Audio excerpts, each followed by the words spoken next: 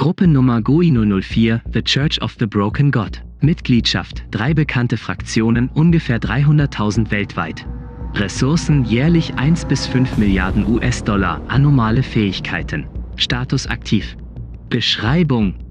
The Church of the Broken God ist eine anomale religiöse Organisation, die Mechanik verehrt und glaubt, dass das Fleisch und das Leben grundsätzlich schlecht und zerbrochen sind. Obwohl dessen Ursprünge unbekannt sind, wurden Broken God bezogene Artefakte von archäologischen Ausgrabungen geborgen, die bis zur klassischen griechischen Periode zurückreichen und Kirchenlehrsätze beteuern, dass dessen Existenz dem Erscheinen von Leben auf der Erde zeitlich vorangeht. Im Mittelpunkt derer Theologie ist, dass deren Gottheit zerstreut, auseinandergetrieben oder auf andere Weise invertiert wurde. Durch die Nutzung von Technologie, oftmals anomale, versuchen die Kirchenanhänger, die Bestandteile des Körpers von Gott zusammenzubringen, damit das Göttliche eine physische Form nutzen und eine Art technoorganische Apotheose herbeiführen kann. Verschiedene SCP-Objekte wurden seit deren Entdeckung dieser Gruppe zugeschrieben. Mitarbeiter mögen auf Gegenstände, die unter Broken-Goat verzeichnet sind, für eine beschränkte Liste verweisen. Der gegenwärtige Anführer der ältesten existierenden Konfession, The Broken Church, GOI 004a, ist eine Person, die in Aufzeichnungen als Seine Heiligkeit Robert Bumaro, Erbauer des zerbrochenen Gottes, bezeichnet wird und welche den Titel anscheinend 1946 erhalten hat. Während diese Sekte ihre Bemühungen fortführt, deren Gottheit wiederherzustellen, hat die Religion als Ganzes irgendwann im letzten Jahrhundert ein bedeutendes Schisma erlebt. 2 signifikante Trennungsbewegungen von der ursprünglichen Gemeinde haben sich in einen großen theologischen Konflikt verwickelt. Die Clockwork Orthodox Church befürwortet eine Form von wortwörtlicher religiöser Ikonographie, das als Standardisierung bekannt ist, demzufolge die Anhänger sich anomaler mechanischer Verbesserung unterwerfen mit dem vorgegebenen Ziel, sich selbst nach dem Abbild oder Plan von deren Gottheit zu erneuern. Wegen dem Ausmaß von deren mechanischen Zusätzen geben Mitglieder der Sekte hörbare Tick- oder Klopfgeräusche von sich und sind von den Mitgliedern der anderen 2 Sekten abfällig als Ticker bezeichnet worden. Die Clockwork-Orthodoxie hält bewusst an technologische Normen der späten industriellen Revolution fest und betrachten die Massenproduktion von analog-, dampf- und uhrwerkgetriebene Maschinerie als eine Form von Gebet. Die Orthodoxielehre ist höchst zentralisiert und wird von einer Gruppe mit unbekannter Zusammensetzung, die als die Patriarchen bekannt ist, gesteuert. Diese Vereinigung erteilt detaillierte Produktionsaufträge und fertigen Entwurfsunterlagen an, die den Kern der äußerst umfangreichen heiligen Schriften der Gruppe bilden. Der orthodoxe Glaube verschmäht die Nutzung von elektronischen oder digitalen Geräten und sehen das verbreitende Teilen von Informationen und deren Dezentralisierung als gleichbedeutend mit der Auflösung von göttlichem Wissen. Die Church of Maxwellism, GOI 004c, vertritt modernisierte, rechner- und netzwerkorientierte Mittel der Verehrung. Es besteht nach dem derzeitigen Kenntnisstand keine zentrale, organisierte Kirchengemeinde. Jedoch haben Befragungen und verdeckte Überwachung festgestellt, dass alle bekannten Zellen im regelmäßigen Kontakt miteinander sind und zu Koordination in der Lage sind. Maxwellisten bevorzugen Körpermodifikationen im Kleinformat durch die Nutzung von fortgeschrittener Kybernetik und Organverbesserungen. Während künstliche Gliedmaßen oder verstärkte Knochengerüste beobachtet wurden, fokussieren sich maxwellistische Implantate hauptsächlich auf Kommunikation, Datenspeicherung, Vernetzungsfähigkeiten und Sinnesschärfung. Die maxwellistische Lehre interpretiert den zerbrochenen Gott als eine fragmentierte Gottheit, die als verschiedene Daten existiert, welche in der verlinkten Technologie und dem kulturellen Zeitgeist des digitalen Zeitalters vorhanden sind. Die Kirchgänger nähern sich dem Göttlichen, indem sie ihre einzigartigen Wesenszüge annehmen und ihr Wissen sowie ihre Leistungsfähigkeit zum Wohle der Gemeinschaftskirche teilen. Indem sie alle Verstände durch Computernetzwerke verbinden, glauben sie, dass ihre Gottheit als zusammengesetzter Wille der Menschheit umgestaltet werden kann. Wegen ihrem Gebrauch von Computerventilatorgeräuschen als Meditationshilfe werden die Mitglieder von den Gläubigen der anderen 2 Fraktionen oft als Summer bezeichnet. Geschichte. Gegeben dem fragmentierten Wesen von GOI 004 ist es schwierig, eine übersichtliche Zeitlinie von Ereignissen, die die Church involvieren, zu bestimmen. Widersprüchliche Informationen bezüglich deren Ursprüngen, hauptsächlichen Doktrinen, wichtigen Persönlichkeiten und geschichtlichen Entwicklungen werden mit jeder Razzia auf feindliche Zellen gesammelt. Die rückwirkende Anerkennung von unverwandten Kulten als Vorgänger der Church stellt ein signifikantes Problem für Foundation-Historiker dar. Was folgt, ist eine kurze Zusammenfassung der Informationen, Informationen bezüglich der Geschichte der Church anhand von Quellen, die die Foundation gegenwärtig als die zuverlässigsten betrachtet. Sie wird als eine Richtlinie beim Umgang mit Mitgliedern der GOI oder mutmaßlichen Artefakten aufgefasst, jedoch haben sich Foundation-Agenten und Forscher immer in Erinnerung zu rufen, dass sie unvollständige Kenntnisse darstellt, die mit jeder neuen Entdeckung der Erweiterung oder Berichtigung unterworfen ist. Die anomale Kulturgruppe von Xia. Jüngste archäologische Funde von antiken anomalen Städten haben eine Verbindung zwischen der antiken Xia-Dynastie, eine legendäre Dynastie, die China von 2100 bis 1600 v. Chr. Beherrschte, von welcher es keine nicht-anomalen Befunde gibt, und dem Kult des Broken God nachgewiesen.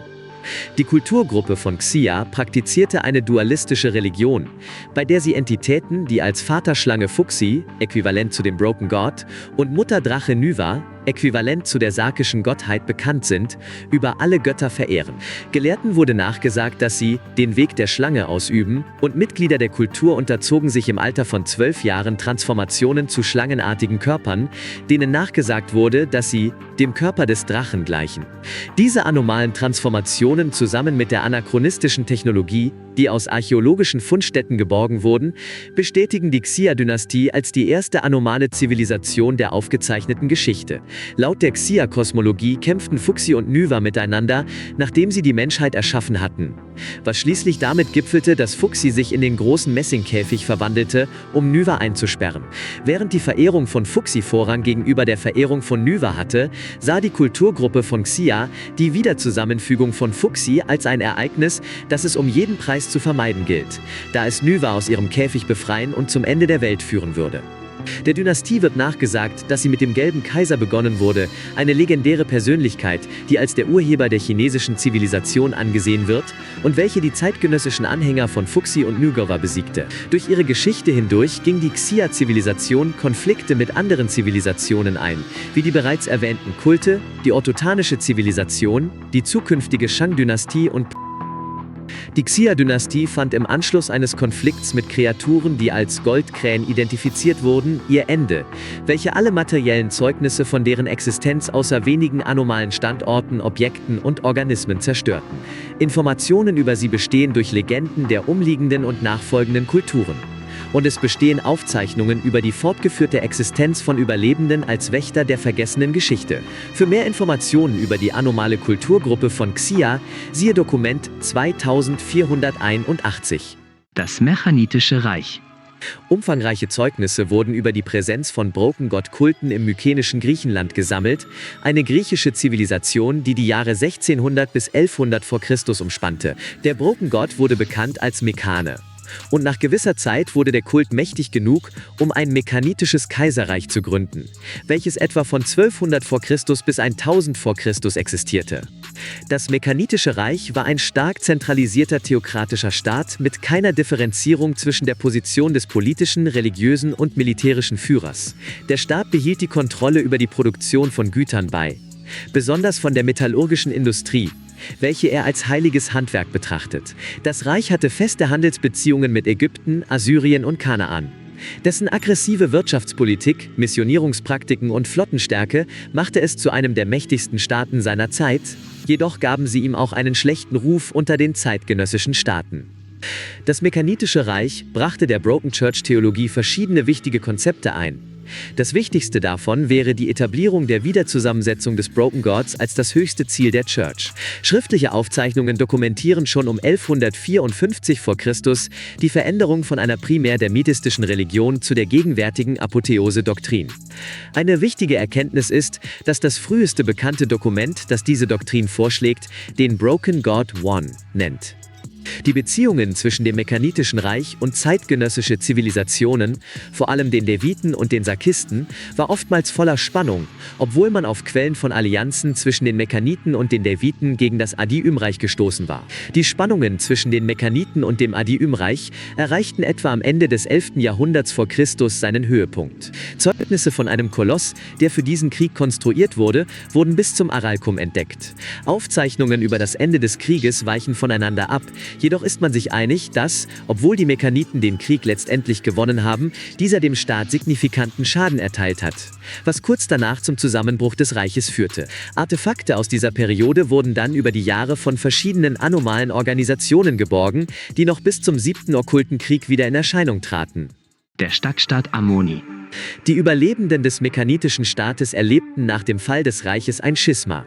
Ein signifikanter Anteil reiste zu anderen Ländern, in der Hoffnung, neues Territorium zu finden, in welchem sie sich ansiedeln konnten. Der Rest blieb in Amoni, eine kleine Siedlung, die vom Krieg größtenteils unbeschädigt war. Für beide Gruppen war der Zeitraum unmittelbar nach dem Untergang des Reiches von der Notwendigkeit zur Geheimhaltung definiert.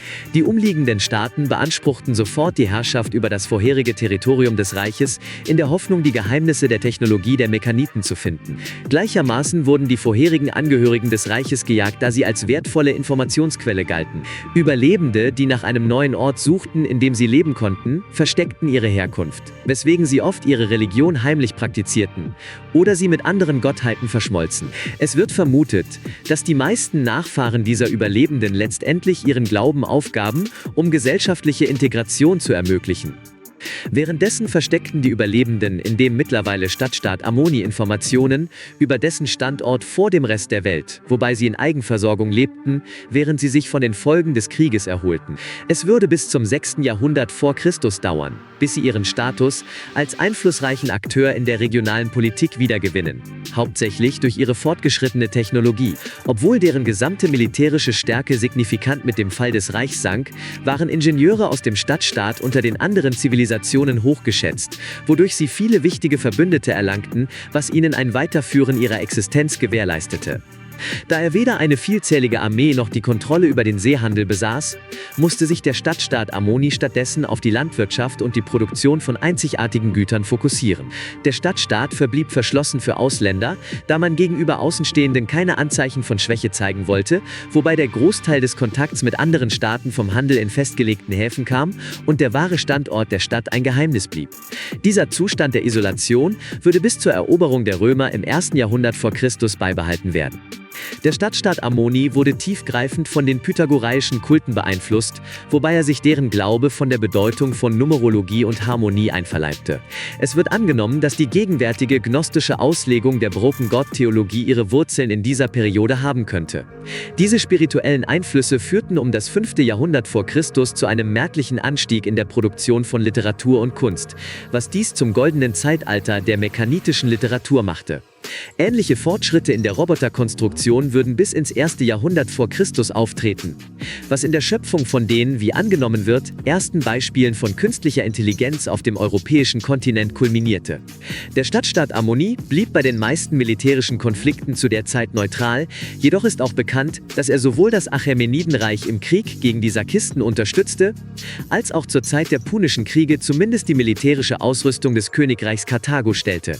Der Stadtstaat Amoni wurde während des 1. Jahrhunderts nach Christus vernichtet, nachdem ein Konflikt mit den Hebräern erwies, dass dessen militärische Stärke nicht länger unterschätzt werden konnte. Obwohl Anhänger der Religion übrig blieben, entstand keine zentralisierte Vereinigung bis ins 19. Jahrhundert. Die industrielle Revolution. Die Church of the Broken God erfuhr ein Wiederaufleben während der industriellen Revolutionen, da sie die Verbreitung von Maschinerie und Massenproduktion als ein Zeichen von Mekkanes bevorstehender Rückkehr sahen. Die verschiedenen überlebenden Zellen vereinigten sich zu dem, was wir heute als die Broken Church kennen, die die Absicht hatten, das Wort ihres Gottes in die neue Ära zu verbreiten. Zur gleichen Zeit begannen Debatten unter den Mitgliedern der Church über die Durchführbarkeit von der Umwandlung in mechanische Wesen, wobei sie nach einem postnibbanischen Daseinszustand suchen. Die Umwandlung war seit dem Fall des Mekkanitenreiches kein weit verbreiteter Brauch mehr, und mehrere hochrangige Mitglieder erachteten jegliche Umwandlung, die anders war als die, die von dem damals verlorenen Blut Gottes gegeben wurde, als ein Hohn auf den Broken God. Es wird angenommen, dass die Spannungen innerhalb der Church von der damaligen Oligarchie verschärft wurden, da sie die Vorteile der neuen Religion sahen, aber sie nicht gewillt waren, sich der Autorität der Church zu unterwerfen. Letztendlich führte dies zu dem ersten großen Schisma der neuzeitlichen Geschichte der Church, als mehrere Splitterzellen vom Hauptteil der Church abfielen, um Erleuchtung in den neuen Technologien während den 1840ern zu suchen.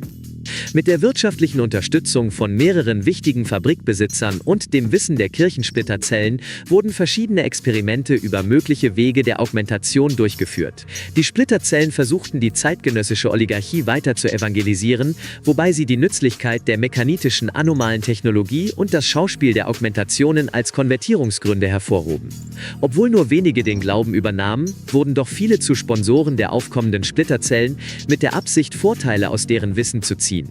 Das erhöhte Bewusstsein über anomale Technologie drohte den Schleier zu vernichten, was dann zu ersten Konflikten zwischen der damals noch entstehenden Foundation und der Church führte. Schließlich wurde die Mehrheit dieser Zellen unter den Patriarchen der Clockwork Orthodox Church vereint, welche der wichtigste Abschnitt der Church of the Broken God am Ende des 19. Jahrhunderts wurde.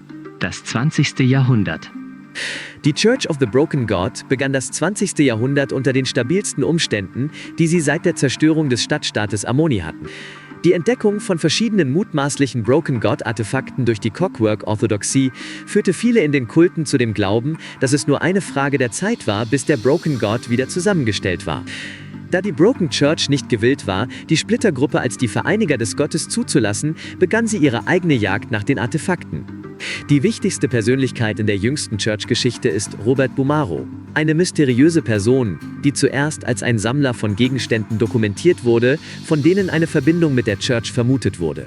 Er rekrutierte einige Vollstrecker und erweiterte die meisten von ihnen durch anomale Mittel, bis sie imstande waren, mit ihrem Gott zu kommunizieren. Dies war ungewöhnlich für die Broken Church, da sie für gewöhnlich, anders als die Clockwork-Orthodoxie, von künstlichen Erweiterungen abrieten. Bomaro und seine Agenten waren imstande, fast 100 Artefakte von mutmaßlicher Bedeutung für die Church zu sammeln, bevor sie 1943 verschwanden. Er trat 1946 wieder in Erscheinung, wonach er den Titel des Anführers der Church und des Erbauers Gottes beanspruchte. Bis heute verbleibt Bomaro eine hoch angesehene Persönlichkeit, nicht nur innerhalb der Broken Church, sondern auch unter allen anderen bekannten Konfessionen. Ein letztes Schisma fand während den 1990ern statt, wobei Konflikte innerhalb der Church in den 1970ern angefangen hatten. Während die Technologie voranschreitete, meinten viele Mitglieder der bestehenden Kirchen, dass die Dogmen veraltet seien und dass die Church ihre Nachricht mit der Zeit anpassen müsse. Die Aufnahme von elektronischen Geräten in den Augmentationen war die Ursache für heftige Kontroversen in der Clockwork Orthodox Church, was in deren Verbot durch die Patriarchen als eine ketzerische Entwicklung gipfelte. Diese Ergänzung zu dem Schema resultierte in zahlreichen Exkommunikationen und Abfällen. Ähnlich der Situation im 19. Jahrhundert entstanden zahlreiche Splittergruppen, jedoch mit signifikant kleinerem Erfolg Finanzierung einzuwerben. Die meisten vereinigten sich letztendlich während der zweiten Hälfte der 1990er mit den Lehren einer Frau namens St. Hedwig, um die Church of Maxwellism zu gründen. Mit geschäftlichen Verbindungen zu bedeutenden Akteuren in der anomalen Welt wie Prometheus Labs etablierte sich die Church of Maxwellism bald als eine der bedeutendsten Konfessionen der Church. Gegenwärtige Situation. Die Church of the Broken God hat nach heutigem Stand geschätzt 300.000 Mitglieder. Es besteht ein Anstieg in Familien mit gemischtem Glaube, da der Maxwellismus versucht, neuere Generationen zu evangelisieren, indem sie Populärmedien und das Internet nutzen, wodurch sie die wichtigste Bedrohung der Normalität unter den Mitgliedern der Church sind, trotz eines relativen Mangels an militärischer Stärke im Vergleich zu den anderen zwei Konfessionen. Gegenwärtige Church-Operationen konzentrieren sich auf die Rückgewinnung einer Insel vor der Küste Griechenlands. Die Gründe für dieses Interesse sind derzeit unbekannt.